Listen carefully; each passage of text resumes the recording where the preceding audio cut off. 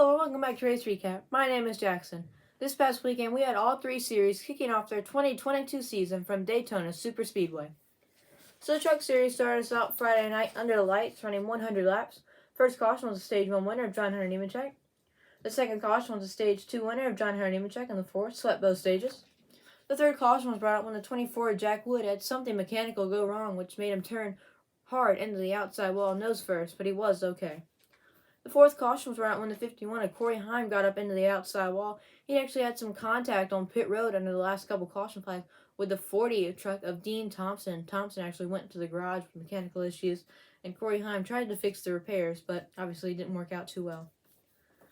So then the fifth caution was brought out when the 20 truck of Tate Fogelman had a tire going down. Looked like it was going to spin out, but back behind this, the 44 truck of Chris Wright and the 33 truck of Jason M. White. This is a Jason M. White from Canada, actually, because there's two Jason Whites that race NASCAR.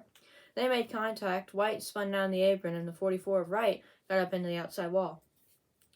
Then the sixth caution was a huge accident. They were coming back to take the white flag, and if you take the white flag and then the caution comes out, the race is over. But if you take it before the white flag, then they will go to overtime. So Zane Smith, everyone was saying he won the race, but he lost it just barely because the caution came out just a few seconds too early, so they would have to go to overtime. But the accident was caused because the 98 of Christian Eckes was trying to throw a late block on the 16 of Tyler Ankrum. They made contact. Ankrum spun down, was hit hard in the side by the 9 of Blaine Perkins. Behind this, chaos unfolded. The 02 of Jesse Love, the 17 of Riley Herbst went spinning, along with the 4 truck of John Hunter Nemechek. The 19 of Derek Krause spun through the infield grass and got his splitter all torn up. Back behind this as well, Haley Deegan in the 1 and the 52 of Stuart Friesen went spinning. Grant Enfinger nosed it into the outside wall and also was hit hard by the 45 of Lawless Allen, the 18 of Chandler Smith, and the 12 of Spencer Boyd got in there as well. And even back behind this, they were still wrecking. The 91 of Colby Howard slid up hard into the outside wall after making contact with the 88 of Matt Crafton. And then the seventh and final caution was during the overtime restart. They made it back to the white flag, and the caution happened after the white, which means this was the end of the race. It happened when, once again, Chris Wright in the 44 made contact with the 33 truck of Jason M. White. White slid up the track into the side of Wright, and they both got up into the outside wall. So the checker flags did go to the 38 of Zane Smith. I would have felt a little bad for him if he came this close and couldn't win it. So the top 10 here were Zane Smith, Ben Rhodes, Christian Eckes, Tanner Gray, Parker Kligerman, Jesse Little, great comeback for him, Ty Majeski, Danny Bone, Carson Hotzvar, and Matt DiBenedetto rounded out top 10.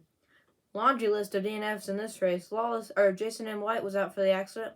So was Lawless Allen, Derek Krause, Matt Crafton, Tyler Ankrum, Grant Enfinger, Colby Howard, Blaine Perkins, Corey Heim, Jack Wood, Johnny Sauter, who I mentioned in the last description video, is going on and off part-time, no longer racing full-time.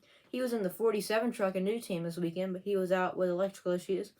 Brett Holmes had some problems on pit road. He was out with a clutch issue. And Dean Thompson, I mentioned, had contact. He was out with brake issues. So then the next day in the afternoon, there was 120 laps ran by the Xfinity Series. The first caution was right out pretty early on, about around lap 15. The 18 of Drew Dollar got spit out of the draft and nosed it hard into the outside wall, collecting the 51 of Jeremy Clements, and also spinning back behind was the 1 of Sam Mayer. The second caution was a Stage 1 winner of Daniel Hemrick. The third caution was a Stage 2 winner of Daniel Hemrick, swept both stages in the 11 Collie car. Then there was no caution. We all know how difficult it is to get on pit road at a restrictor plate track, Daytona and Talladega. And it happened again. This time Sam Mayer was tagged in the back. He went spinning, lost his bumper cover, had to replace that because you cannot race a restrictor plate race without a bumper cover.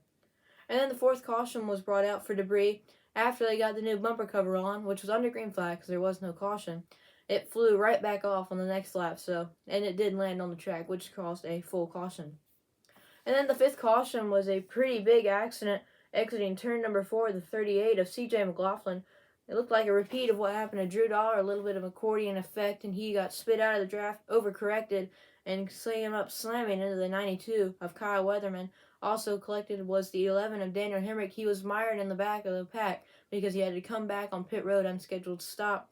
So he was collected in this, as well as the 02 of Brett Moffitt and the 35 of Shane Lee. Both their splitters got torn up as they slid through the grass. The 78 of Josh Williams made heavy contact with the outside wall. The 44 of Tommy Joe Martins went spinning, as well did the 24 of Jeffrey Earnhardt. And actually, on pit road, some guys were trying to make evasive maneuvers, and the 53 of Joey Gase, who was teammates with Shane Lee, went spinning into a pit box, but everyone was okay. And then the sixth and final caution was a scary accident that happened on the last lap of the race. See here, the 31 of Myatt Snider, there's a model car here actually I found laying around. So actually, Myatt Snider got turned in the left rear. He spun up the track, and the announcers mentioned it. It's just the right angle he got hit at. He got hit in the nose, and he got hit in the side, which made him fly over, and he caught the catch fence with the rear of his car, which was like a whiplash, and it spun him right back into the catch fence through the front of his car. He came down on the right side up, but torn to pieces was the 31 of Myatt Snider. His engine actually flew out onto the racetrack. He had a little fire coming out too. Luckily, Myatt was okay after that scary accident. That's just a testament to the safety that NASCAR put into these cars and trucks. And so he was okay. And then also caught up in this, he was hit in the nose by the 48 of Jay Buford and in the side by the 27 of Jeb Burton. Also, back behind this, the 44 Tommy Joe Martins wasn't so lucky this time. He got hit into the grass and the nose was torn off of that car. The 10 of Landon Castle and the 54 of Ty Gibbs also went spinning around, as well did the 5 of Mac Mills. He actually drop-kicked the engine that came out of Myatt Snider's car, so it just ripped out onto the track. Again, Myatt Snider was okay after the scary accident. And since that happened on the white flag lap, that meant the race was over, and the winner was just barely A.J. Allmendinger coming up second place again. The winner was the 21 of Austin Hill. He graduated from the Truck Series last year, came up to the Xfinity Series, and in his first ever race, he won. So, the top 10 here were Austin Hill, A.J. Allmendinger, Noah Gragson, Riley Herbst, Justin Allgaier, Sheldon Creed, Anthony Alfredo, Ryan Sieg, Josh Bilicki, and Brandon Brown rounded the top 10. DNFs in this race, Myatt Snider was out for the accident.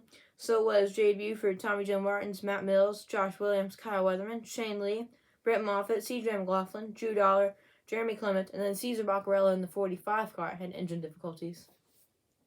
So the next day, it was what everyone had been waiting for, the 64th running of the Great American Race, the Daytona 500, and it did not disappoint. 200 laps of non-stop action. So the first incident of the race, there was no caution actually. The 27 of Jacques Villeneuve, the F1 World Champion and the Indy 500 winner, was not so lucky at this Daytona 500. He got on the brakes too hard entering pit road and spun it out. And then the first real caution, full course caution of the day, was brought out when the 50 of Kaz Grala, who raced his way in on Thursday night in the duels, had a right rear wheel actually come off the car with the hub and everything in it, and it just flew onto the racetrack. And back behind this, the pack was checking up, and the 14 of Chase Briscoe was hit in the back by the 2 of Austin Cindric, and Briscoe spun on the apron. And then the second caution was very reminiscent to what happened to Kaz Grala. This time it was the 31 colleague car. Justin Haley, his right front tire came off. It didn't have everything in it, though. It was just the outer layer of the tire, so I'm not sure what happened there. And then the third caution was a pretty big accident, scary accident as well. It was another flip car. I don't know if I've ever seen two cars go airborne in the same weekend. But it all started, Brad Keselowski, who was in the number 6, he was doing some very aggressive bump drafting here. And this time, when he did it, the 21 of Harrison Burton could not handle it. He spun down the track, and again, just that right angle, he was hitting the side by the 48 of Alex Mollman, and it sent Harrison Burton's car up. It landed on its top and bounced back over onto the right, or onto all four wheels. He was lucky it didn't catch and barrel roll like we saw Chris Buescher a few years ago at Talladega. Again, he was okay, and another testament to the safety that NASCAR put into these cars. So, also getting caught up in this wreck, the one of Ross Chastain, who had a good car this weekend. He was hit in by the 20 of Christopher Bell. They went up in the outside wall. Denny Hamlin in the 11 had contact that ended his day as he spun down. The 18 of Kyle Busch also went spinning along with the 24 of William Byron. Byron had heavy impact into the inside wall, but he was okay as well. And then that was racing for toward the end of stage 1, and that was the end, which went to Martin Truex Jr. And then the fourth caution was the stage 2 winner. Things started to settle down there after they saw what happened, which went to Martin Truex Jr. Actually, every driver in their race this weekend, Truck's Xfinity Cup, swept both stages. And then the fifth caution was brought out. Martin Truex Jr. didn't get so lucky this time. The 8 of Tyler Reddick got loose exiting turn number 4. He slid up, backed it into the outside wall, and was hit nose by the 19 of Martin Truex Jr. and ended Reddick's day. Truex was able to continue. And also sliding down to the inside with some contact was the 45 of Kurt Busch, and he collected the 22 of Joey Logano. And then the sixth caution was a pretty big accident. It was a red flag, It was one of those bad timing events that happens a lot at super speedways. Kevin Harvick was coming up on a slower Chris Buescher on the outside lane, and coming behind him was a much faster Kyle Larson, so he was kind of the meat in the middle of the sandwich. He was spun out into the side of the 62, and Noah Gragson slid up right into the path of Kyle Larson, taking them both in the outside wall. Harvick eventually found his way to the outside wall as well, and collected the 38 of Todd Gilliland in the outside wall, and the 43 of Eric Jones. The 9 of Chase Elliott did a couple donuts down in the infield, but he was able to keep it straight without any contact. And then the 7th caution was brought out when, once again, Brad Keselowski doing some aggressive pushing. This time it was the 47 of Ricky Stenhouse Jr. who fell victim. He spun out and nosed it hard into the outside wall and collected the 17 of Chris Buescher, Brad Keselowski's teammate. And then coming to the checkered flag, it was a crazy finish. Just a couple laps left in the race.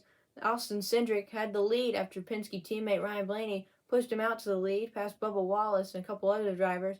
Austin Cindric had to block the top lane and the bottom lane. Coming to the checkered flag, there was contact. Ryan Blaney, who pushed him there, got up into the outside wall.